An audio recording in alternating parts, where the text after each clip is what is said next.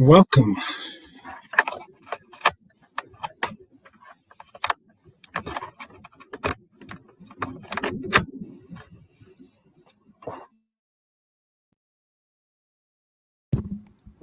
There we go. Technical difficulties like the Lions today. Welcome to the Cornbread and Kool-Aid podcast. My name is Demetrius. Shout out to the super producer extraordinaire, Mike Ward, as always. We are week 4, the 2021 season.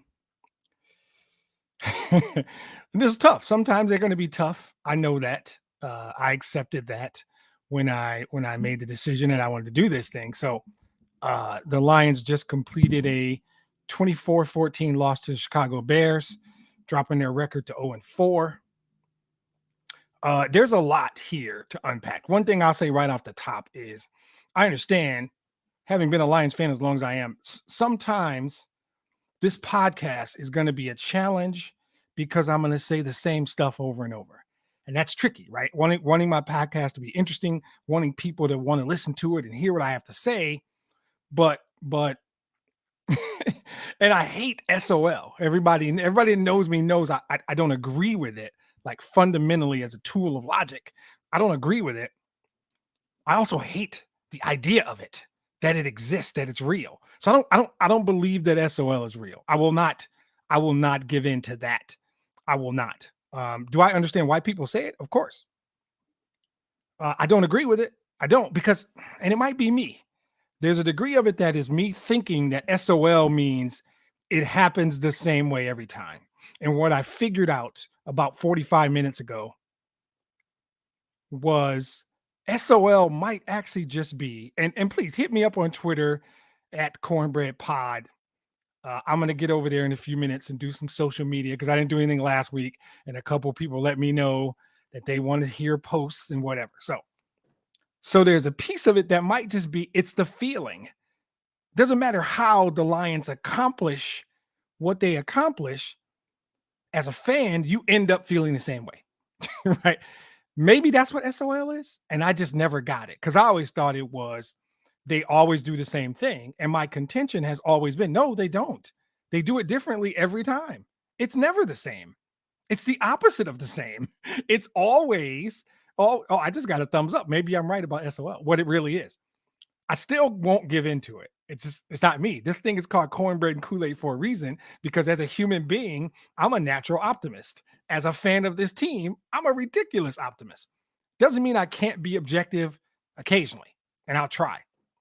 I think today I will. Today's not going to be all Cornbread and Kool-Aid. Today is different because I think there is a thing called a good loss, right? Had that field goal not went in last week, I would have said that's a good win. All 4 of these things exist. There's good wins and bad wins. There's good losses and bad losses. This is a bad loss. And last week was a good loss because you played a good team well, and it took a record-setting. First of all, it took your failure on a 4th down, giving up like 36 when you could have given up 35. But I still think it was a good loss because I think that told you can play with teams at every level in this league. I think the first loss was a good loss because you didn't roll over, and San Francisco should have rolled you.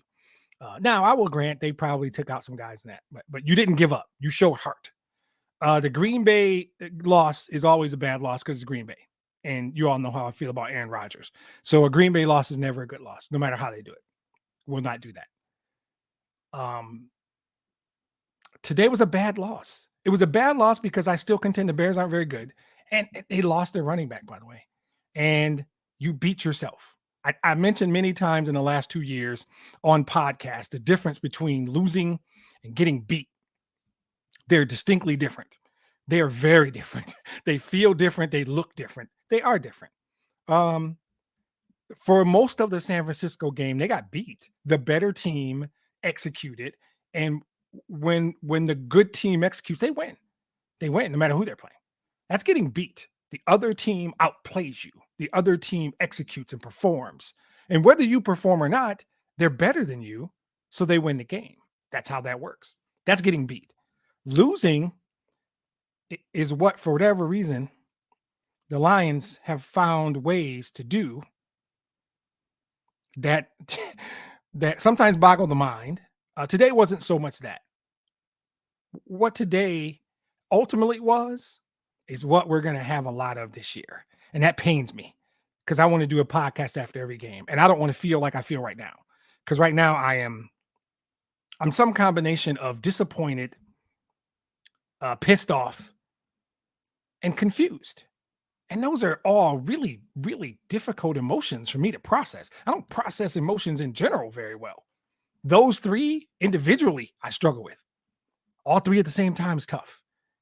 And there's a guy on the Twitter feed saying, that's SOL. he just told me that's SOL. Okay, Mark. I see what you're saying. I appreciate you listening, first of all, and hit me on Twitter. Maybe that's what it is. And I just have never gotten it. I'm not prepared to buy it though, because I think it is. I've always thought that there was this hopelessness. I felt it for years. In the 3 years prior to Stafford, it was tough. It was the Marinelli years were tough for me.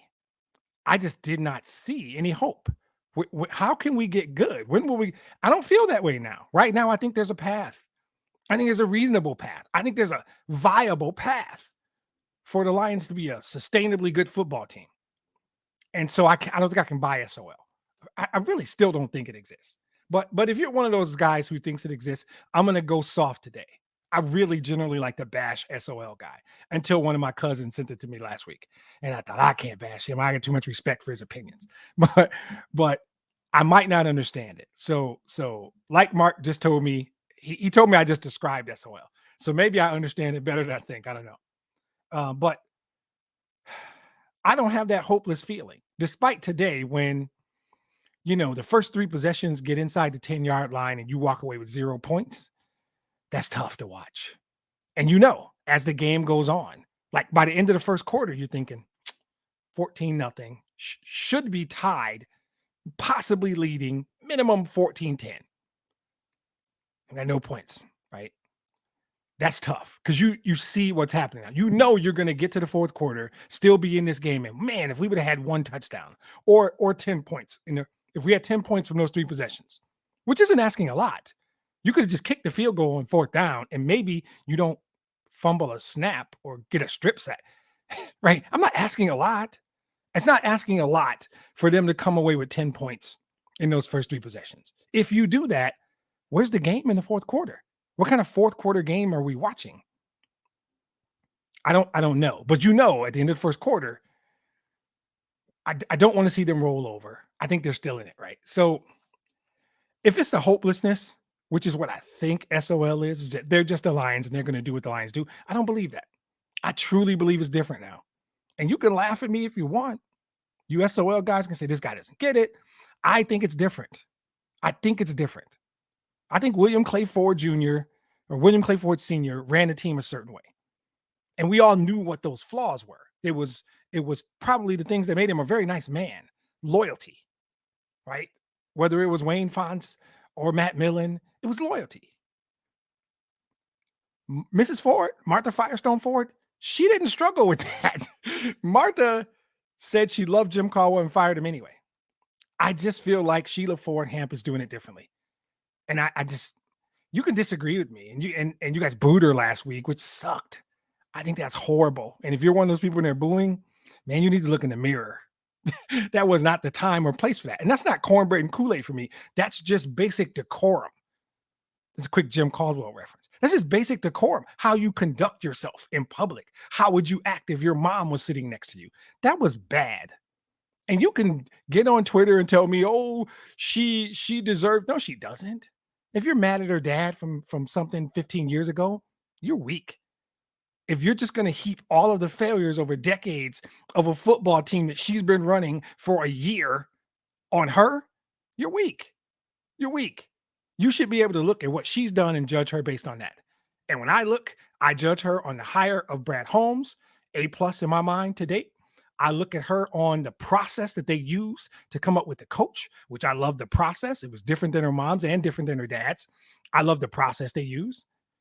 You can judge her on Dan Campbell if you want, but until today, I didn't think Dan Campbell had done that many bad things. Coaching, I don't think you have enough data to say what kind of owner Sheila Ford Hamp is. The data you have, in my opinion, is positive. And so if you're just that dude who boos for the sake of booing, and you're dumbass Dan, and you're SOL guy, and you're Fords need to sell a team guy, I might not be the podcast for you, and I'm okay with that. As much as I would like as many listeners and subscribers and people watching as possible, and I do, please review it, tell your friends about it, pass it along, share it with your Facebook buddies. Yeah, if you like the team, but if you're one of those dudes, fine. There's a whole radio station that you can call tomorrow and say all your dumb stuff. That's cool. I think that was classless to boo Sheila. That was classless. They're trying to, if you're on the Calvin Johnson side of that nonsense, cool. All right, I'm jumping down a rabbit hole. I'm going to get back to today's game. So, all right, I'm going to cover a few things. I'm going to pop in and out of Twitter. If somebody I keep looking up in case you're wondering, if somebody pops up something funny or interesting, I'll jump in. I mean, that's what I want this to be.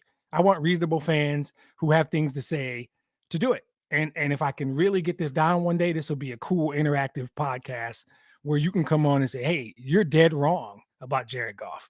And you could say that and we can discuss it. You know, I could dig into the game, but you probably watched it. You probably are still pissed about it, as I am. But, the SOL stuff, it's tough for me. Tough. You got to have patience, right? I think you should have patience with Sheila. Give her an opportunity. I think Holmes has a 5-year deal. Campbell has a 6-year deal. The concept, the strategy, the business model is patience. So we're in year 1 and people are dropping SOL right now. I can't hear it. And don't tell me we should have drafted Fields instead of Penei Sewell because Fields didn't beat us today. Fields didn't do anything special. Fields threw 3 or 4 really nice balls to wide open receivers. And this is not me bashing Justin Fields. This is me telling you I'm not here for anybody who thinks that Justin Fields was the differentiator today. He was not. He was not. Today was a loss. And loss, by my definition, is when you beat yourself. The Bears didn't do anything special. They ran the ball well. Fields made the throws he had to make to wide open receivers. And that's all they did. And they only turned it over once. That's all they did. The Lions, beat themselves. Turnovers, mistakes, penalties, blown coverage assignments. They beat themselves. That's what frustrates me. And you can go back into 2-year history. This is the 3rd year of the podcast. You can go back and find the old ones. The ones where I'm hot are either Green Bay, because that's a given, or games that they lost. When better teams beat the Lions, my podcast might be boring. I'll go over the stats. I'll tell you what happened. I'm fine with that. I haven't been hot the first 3 weeks. I didn't love the execution in the second half against Green Bay, but Green Bay was better. We couldn't stop them. Last week didn't bother me at all. Last week I thought you played a really good team well enough to win. And you made a couple mistakes. You're making the same mistakes all the time. The consistent thing in all 4 games, the secondary is horrible, guys. They're awful. And I don't know Bobby Price, and I don't know AJ Parker. I don't know Amani Oruwari. I don't know these guys personally. So none of this is they're not good. They're not a good secondary. And part of me wants to blame Aaron Glenn. I don't know. There's a part of me that says this is a coaching loss. I talked to my brother. I talked to my good friend even before I came on. I feel like this is a coaching loss. But our secondary is horrible. The breakdowns, the communications, it's talent. That stuff happens when guys aren't good. The Rams don't have secondary breakdowns. You don't see guys running wide open in the Rams secondary. Jalen Ramsey's really good at this, right? But I think when you don't have talent, you have to try and scheme. And you can't scheme communication. You can't scheme execution. It's a difference than last year. Last year on almost every podcast, I bashed Matt Patricia's scheme. I blamed Matt Patricia almost exclusively for most of the losses last year. I just thought that scheme didn't give them a chance to win most games. That's not it now. This is a talent thing, which I blame on Bob Quinn, by the way. So I'm not heaping much of this on Brad Holmes or Dan Campbell or Aaron Glenn or Anthony Lynn because I have some issues on the offensive side too. But there's a talent deficiency on the defense side of the ball that we have to accept. Alex Anzalone is slow, and he makes plays, but he makes them 6 yards downfield. Like, you hand David Montgomery the ball, he's got 6 yards automatic. There's some tackling issues. That's coaching. But more than anything I see, no, not more than anything, coverage skills in the secondary is a big problem. The thing that bothers me the most are missed tackles because a guy comes in out of control. I saw 5 of them today. I'm not even going to mention it. Will Harris, I'll name names. I don't care. It's not about naming names, but Will Harris did it. A guy named Worley, I think it's Worley, did it twice. Parker did it twice. Just coming in out of control, and a guy just bounces. David Montgomery's too big and too strong for you to come in out of control and try an arm tackle. It's not going to work. It's not going to happen. So all of the stuff we saw, all the stuff I've been bitching about the first 15 minutes of the podcast are the things that happen when your team is not very talented. And even when you're talented, you're young and everything's new. All that being said, today's a bad loss. This is a football game they should have won. First quarter, they moved the ball in 3 possessions easily. You've got to come away with minimum 14 points, 13 points, touchdown, 2 field goals. You can empty possessions, unacceptable. And you lost that game by 10. And you made a bad decision late in the game. Should have been a 7-point game with 4 minutes left. And then if your defense continues to fail to execute and the Bears run out the time, I'll live with that. You didn't give yourself a chance, Dan Campbell, when you didn't kick that field goal. I would have even bought call a timeout, get set, run it. If you truly believe we got to get a touchdown here, then you don't rush to the line and call. And even the play call wasn't horrible. I don't even blame Anthony Lynn. And I much respect to Jared Goff, who walked right up to the press conference and said, that's on me. I missed him. That's the dude you want under center, right? If you can't have number 9, gratuitous Matthew Stafford reference, that's the guy you want. But there's a lot here. And I still go back to patience. We got to be patient. I can't get too upset. I'm not going to get too upset this year. I just don't. Outside of Green Bay, and I don't know if they'll have anything to play for week 18. That might be a win. But Jared Goff didn't play bad today. If you blame the snap fumble on him, okay, that's a communication issue. That's not a Jared Goff's a bum issue. Jared Goff's not talented. It's not. He was 24-38 for basically 300 yards and 2 touchdowns. Statistically, played a solid game. Had some solid throws. He missed a few, definitely.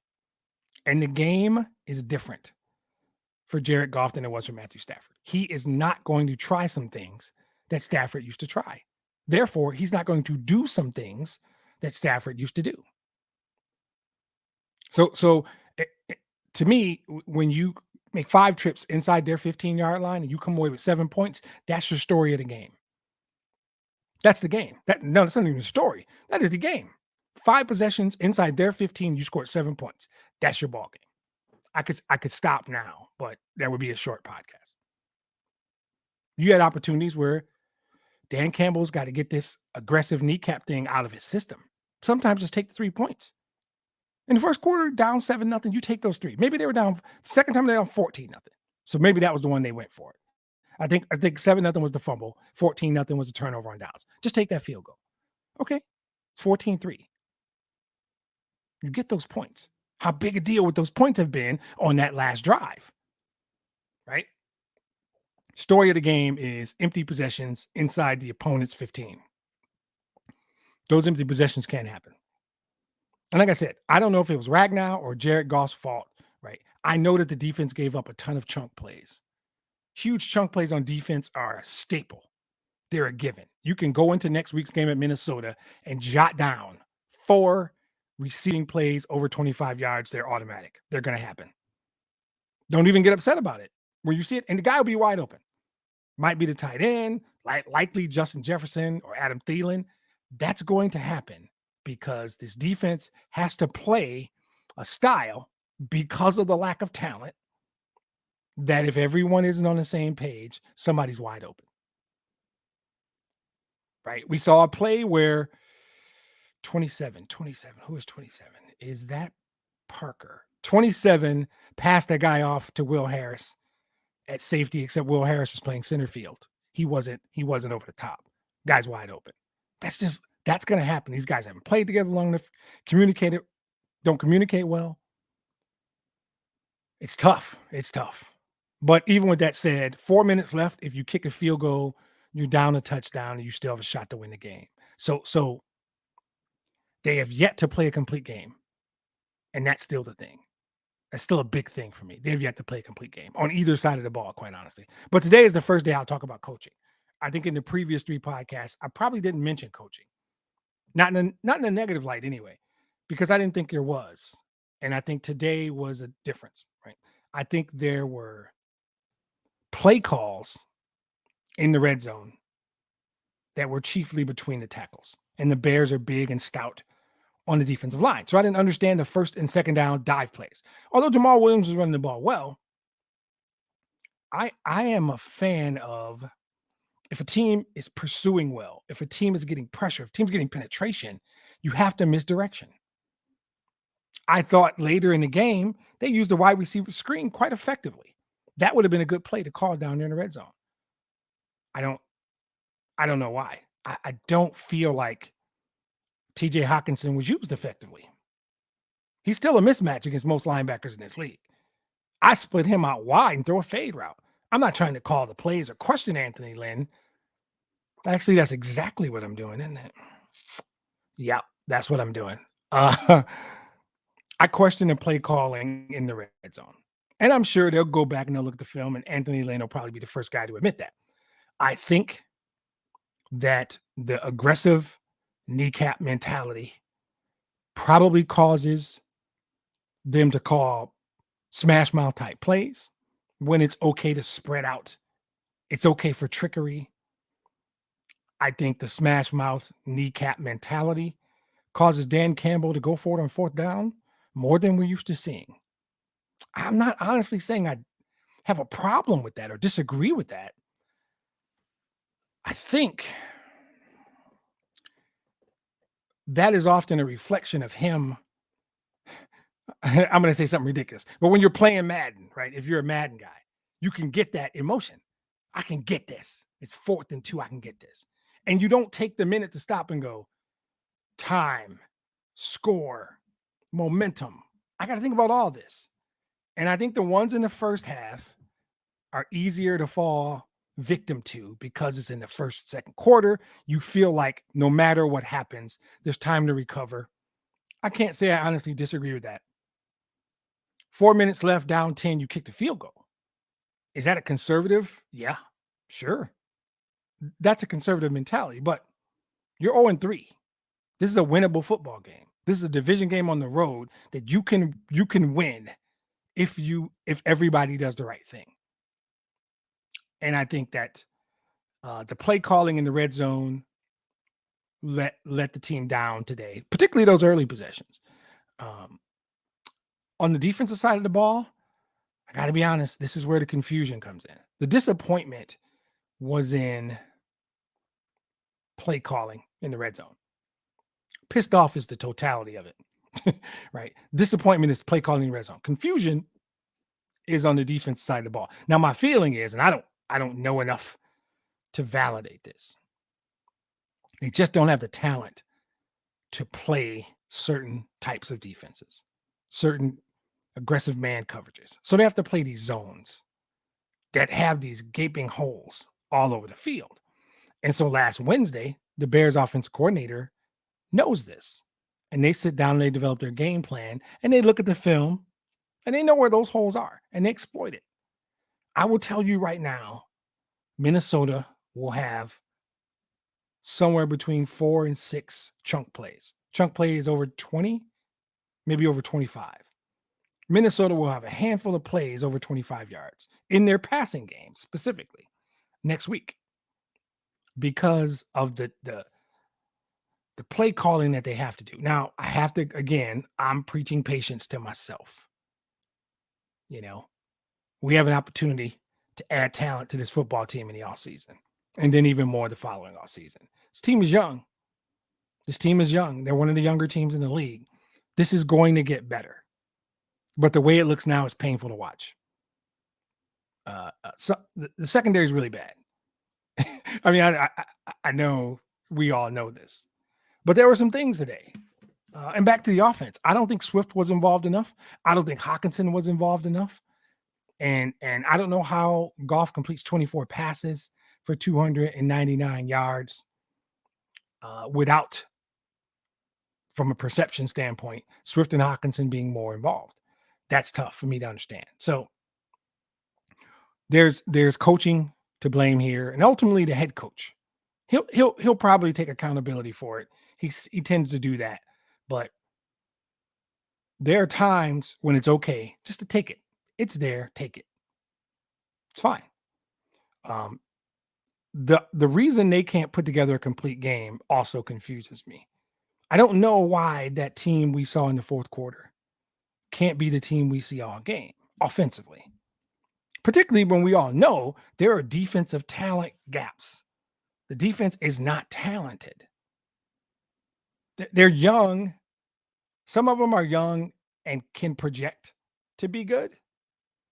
For the most part, they're just not talented on the defense, and they're injured. I mean, you can say what you want. You can listen to the dude on the radio tell you Jeff Okudah's a bum. I don't agree with that. I think Jeff Okudah still, even with the injury, will come back and be a really good corner in this league. He's a Pro Bowl. He's not going to Hall of Fame, probably. Be a solid, better than anything we got on the field now. He would have been the best corner on the field today. He would have been the best corner on the field all 4 games on our side of the ball. And that helps. That helps. I think missing Flowers and then losing Romeo Okwara early hurt. It did. They gassed us in the running game, which ultimately opened up. And we have obvious problems at linebacker. I don't dislike Alex Anzalone. I didn't like Jamie Collins. It's not even like he's slow. There's okay. In a nutshell, there are major talent deficiencies on the defensive side of the ball that they will clean up with free agency and draft. And they'll be better next year than they are this year. And guess what? All that being said, still think they're going to win 8 football games. And you guys might think I'm crazy. I don't think they should have won today. They're better than the Bears. I don't think the Bears beat them on Thanksgiving. Well, first of all this is based on the premise that I think each week the Lions get better. There are some games that are just talent games. They can't win. But I don't see a reason why they can't be really competitive next week and possibly win.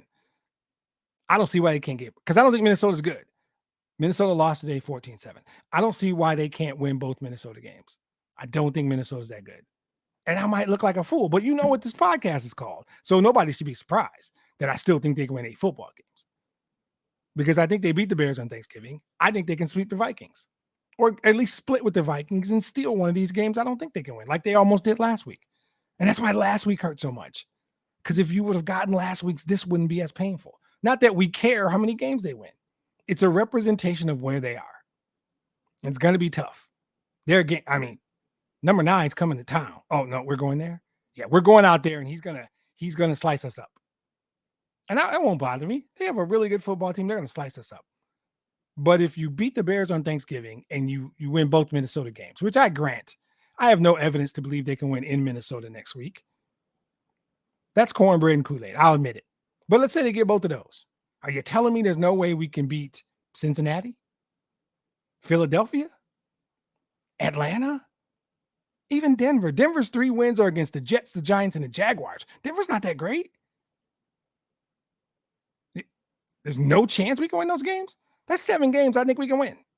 I'm going to be honest. Both Minnesotas, Chicago on Thanksgiving, Cincy, Philly, Denver, Atlanta. I think there's 7 winnable games if you play well. All this is rooted on them not beating themselves like they did today, or not giving up a 4th and 19 like they did last week. It is the stuff that they do. It's not about other teams. To me, the other teams are beatable. You got to go execute. And in week 18, the Packers are going to have everything locked up, and there's no reason they'll be playing Aaron Rodgers and probably half a dozen other dudes. So you get a gimme in week 18, and you're at 8 wins. And I know people don't want to hear that. Dumbass Dans of the world are saying, no, you're going to want to tank. They're going to bitch today that they lost. And then in week 15, week 16, tank. That's why I don't like those guys. That's why I talk about those people, right? And that's often SOL guy. Because Lions win 8 games, SOL guy would go, same old Lions, win 8 games. Now you only have the 12th pick. You screwed this up because there's only 11 good players in the draft. And the guy you get at 12 is a bum. The guy you get from the Rams at 30 is going to be a bum. Nonsense.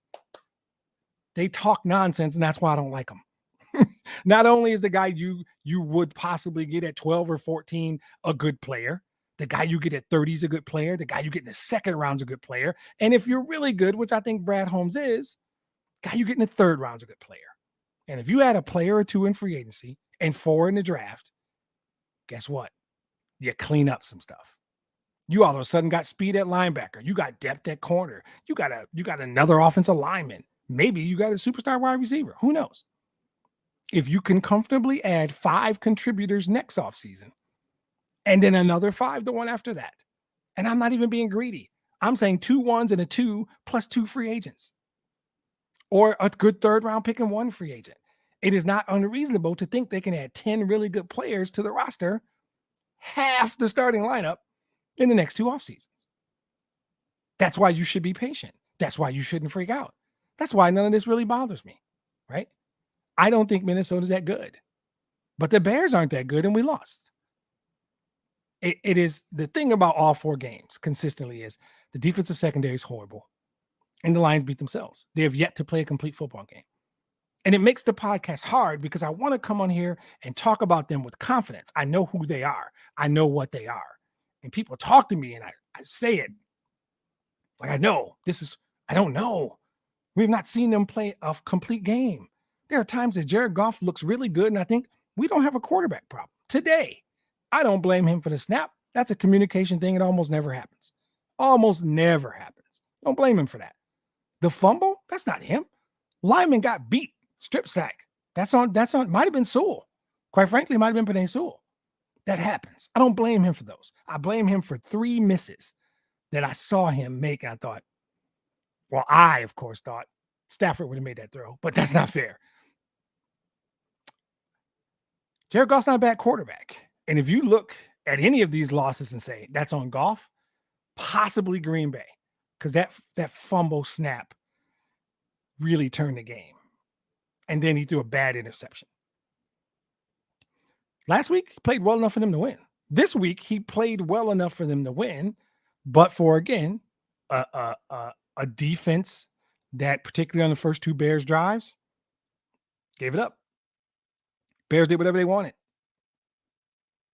So if the defense is giving that up and the coaches are making the calls they're making on both sides of the ball, I don't know how much you put on Goff. But there are some people who just believe it's the quarterback's fault. So, and I'm going to be called a Goff apologist or whatever. I don't really care that much about that stuff.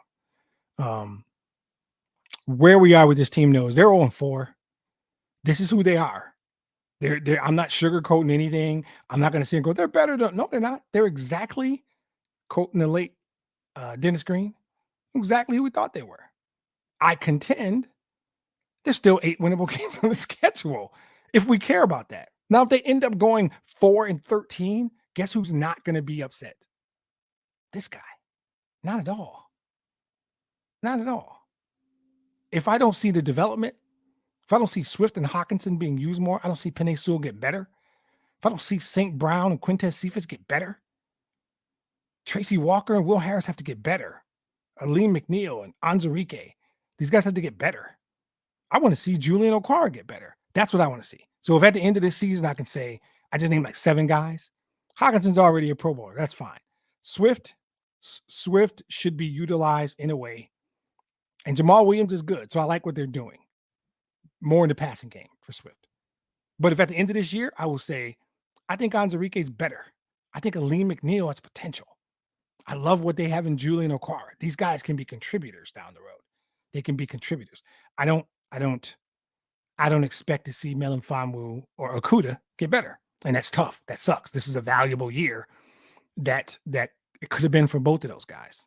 We could have answered questions about our secondary. In fact, we don't. Some of those resources have to be spent on corners. Period. We know what we have at linebacker. We know, and it ain't good. Derek Barnes has a ton of potential. I like that he made an appearance today on a really nice play where showed his speed. I need a couple more Derek Barnes, right? If I can get to the end of this season and say Quintez Cephas is a solid number 2 receiver and Amon-Ra St. Brown is a solid slot receiver, we need to add a big time one. That's easy because you're going to have a high draft pick and you're going to have cap money. You can trade. You can go get a number 1 receiver. That can be done. If at the end of this season, I can say with sunglasses on like Terrell Owens, crying, Jared Goff's my quarterback. Everybody won't get that. Sorry. If the question of our quarterback is answered at the end of this year, this is a good year. That's what this year is about. No matter what. If they win 8 games, cool. If they win 5 games, cool. If they win 3 games, fine. If we answer the question at quarterback, if Cephas and St. Brown show what they should be, if Anzarike and Lee McNeil show what they should be, right? If Derek Barnes gets significant playing time and ends up starting, that's what matters.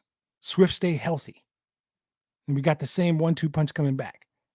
Later in the year, maybe you get Jefferson on the field. Who knows? Those are the kinds of things that matter. It's not about, are they SOL? Are they losing the same way? This is not SOL. SOL doesn't exist. Sorry to break the news. It doesn't exist. So, tough one. 24-14 loss. Just did not execute well enough to win the game. Did not coach well enough to win the game. And potentially just wasn't talented enough to win the game. But it was a tough loss. I didn't love it. Last week's didn't bother me. This one came closest to bothering me, right? So next week, you got 1-3 Minnesota. They lost today, 14-7 to Cleveland. I don't think they're a good football team. But if we play like we played today, they'll beat us. They'll beat us soundly. If we can execute, not turn the ball over, and not do really dumb stuff that we have done in every game to date, we can win a game in Minnesota. Again, don't care. I always would like them to win. If I'm watching the game, I'm a fan. I'm going to be bothered too much. I'm more bothered by how they lost today than that they lost today. I picked them to win the game. I thought they would win the game. I still think they're the better of the 2 teams. I'm going to be honest. Justin Fields he played smart. That's what he did. He took what the Lions gave him, and they gave him a lot. So keep your should have drafted Fields. Fields is going to be a star. Nothing Justin Fields today suggests he's going to the Hall of Fame. So I'm not on that. Don't even give me that. He played a damn sight better than he did last week. And that's the best thing you can say about it. He should have lit us up worse because our secondary is horrible. Kirk Cousins might do damage like Aaron Rodgers did. So not necessarily a tough loss, but disappointing. A little bit pissed off because I fear that the whole kneecap mentality is simply making decisions driven by emotion. And I don't know that you need to do that. You're not talented enough to do that. You're just not talented enough to just be like, yeah, let's just go for it. You're not good enough. And oh, by the way, if you're going to go for that fourth, run it. Call a timeout, set up a running play, get the first down, get in. Still 4 minutes left. You had 2 timeouts because that was a horrible challenge. I didn't even talk about the challenge. The challenge was horrible. What were you doing? Everybody saw that was a catch. You can't challenge that. So coaching mistakes, communication errors on defense, execution errors on both sides of the ball, just sloppy play today. And they're not going to win a lot of games if they play that sloppy. Now, there are winnable games on the schedule. And the good news or the bad news, depending on if you're me, a prolific cornbread eater, or you're SOL dumbass Dan or Mark. Okay, let me check one more Twitter thing before I get out of here. I want to just whole bunch of SOL stuff. Sorry, whole bunch of SOL nonsense. Okay, all right. Here's one. How do you excuse Goff for 2 red zone turnovers? So we see that differently. That's why. So if you think I'm excusing Goff, I guess I could see that because I am pro Goff. I'm a Jared Goff guy, and I watch that quarterback play from a perspective of he's not number 9. So my expectations are low. Right? I have an unapologetic love for number 9 still. And I don't really like a lot of players once they leave. My friend Chris has a saying, once you go to another team, you're dead to me. And that's kind of how I feel about everyone. But Matthew Stafford's an exception. So to answer your question, Gil, I guess his name's Gil. I don't excuse him for the fumbles. I believe I just defined why they happened, right? So are they his fault, if that's what you're saying? Then yeah, we do disagree. I think the first one was definitely his fault. He is seeing something, walking toward the line. He's got to communicate better. He's got to be on the same page with his center. Now, I would have to see the all 22s and understand the nomenclature of their audible scheme to understand if Ragnow couldn't. I guess it was loud. According to Jared Goff, it was loud. I'm not really doing all that. At the end of the day, I'll put that one on Goff. Hey, maybe you catch the ball. Maybe if you get some luck, the ball hits Vitae in the back and drops, and Goff recovers it. Like the Bears got lucky on their fumble, right? But none of that happens when you don't deserve it, right? The second one, absolutely not his fault. You can blame him if you want. I've never blamed a quarterback for a strip sack fumble when a lineman just gets beat. And Penei Sewell got beat a couple times today. He's had 2 okay games at left tackle. So the whole crowd that's like trade Decker, right? Or move Decker to right tackle. Yeah, you might want to revisit that. It ain't as easy as it looks. So last one. Oh, I still want to. So I got a classic dumbass Dan. Do I want to do that? Yeah, I got a classic dumbass Dan. So if you're new, right, I just have a general term called dumbass Dan. And the short story goes 2 years ago, maybe last year, we did a social media segment and a guy named Dan said all the cliches in one post. He said SOL, Ford sell the team. He said all of them, like 4 of them in one post. And I did not take it well. We'll put it that way. There's another term for it probably, but I lost it. And ultimately, I just called him dumbass. And it just evolved to dumbass Dan. So then subsequently, as Mike and I started to do more social media, anytime we got a dumb post or a post with one of those classic, ridiculous cliches, we just refer to that person as dumbass Dan. That's what we do. So this guy just literally said, is it too early to wonder if they're going 0-17? It's not the best way to end the podcast. Yeah, that's not. Yeah, we're not going to do that. That's what dumbass Dan is. So I want to incorporate Twitter and posts and people saying stuff, but the guy who's listening to the podcast and knows me, I don't know this guy. So I should say he knows me, but he appears to be a subscriber and he appears to have been listening for the last 43 minutes. He knows damn well how that's going to land with me, right? But that's okay. We're closing this thing down on that. We're not doing that. I appreciate you listening. I appreciate any support. Share with your friends. Tell your buddies. This is my team, and if you love them as much as I do, some of you might not like it, and that's okay. I'm just not that dude. I eat cornbread and drink Kool-Aid every day. My Kool-Aid is blue every day. That's what the title means. I will never, ever be that dude. I will never believe in SOL. I will not. Today was hard. Today sucked. Today was a bad loss. But I'll be back next week. No matter what happens up in Minneapolis, I'm going to do this again next week. I hope you join me. I hope you enjoy it. I hope you tell all your friends about it. And I hope that you can, like me, put this behind you and have a good rest of your Sunday. And I hope you'll join me next week. So have a good one. Take care, everybody.